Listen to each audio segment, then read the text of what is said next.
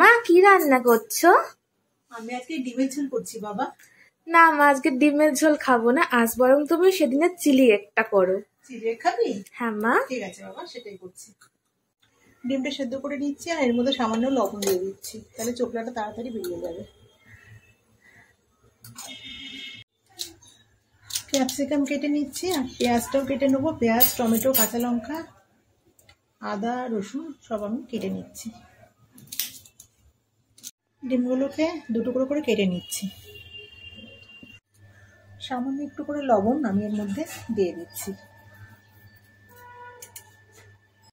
2 চামচ ময়দা নিয়েছি, তার সাথে অল্প একটুখানি লবণ, আর এটা হচ্ছে সামান্য একটুখানি আদা, একটা কাঁচা লঙ্কা, একটু রসুন মিক্সিতেও বেটেছি বলে এটা একটু ঝোল হয়ে গেছে।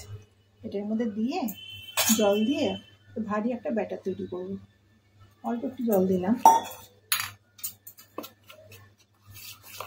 ভালো করে ফাটিয়ে একটা ব্যাটার তৈরি করে নেব। কড়াই আমি সাদা তেল দিয়ে দিয়েছি। এবার আমি ডিমগুলোকে এই ব্যাটারটার মধ্যে চুবিয়ে ভেজে নেব।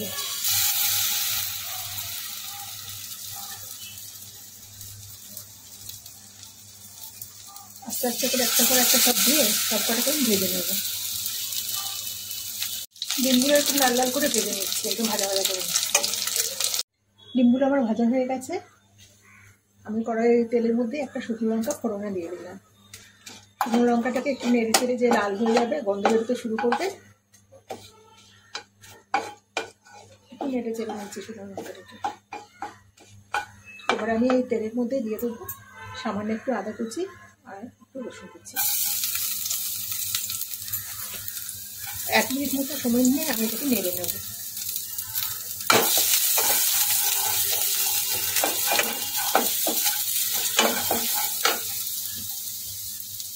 লাল লাল হয়ে গেছে, এর মধ্যে আমি দিয়ে দেবো কুচানো ক্যাপসিকাম, কুচানো পেঁয়াজ, কাঁচা লঙ্কা, টমেটো। গ্যাসটাকে একদম হাই রাখবো, হাই ফ্লেমে আমি এগুলোকে নেড়ে চেড়ে নেব।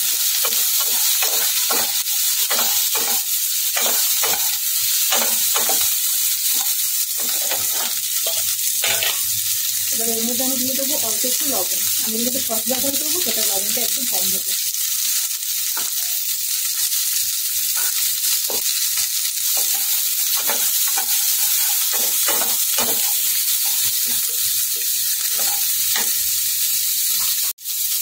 দু চামচ মতো পেঁয়াজ দিয়ে দিলাম। এবারে টমেটো কুচি 2-3 চামচের মতো দিলাম, 3 চামচ মতো।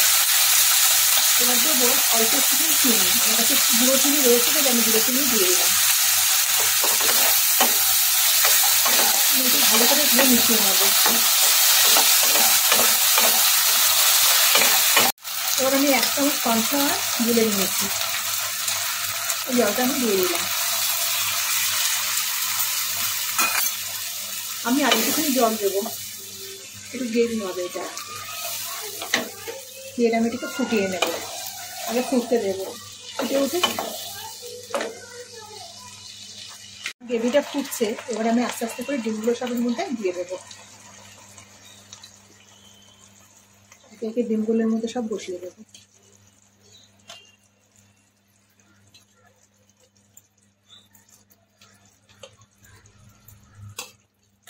আর দিয়ে দেবো কোচানো পেঁয়াজ করি।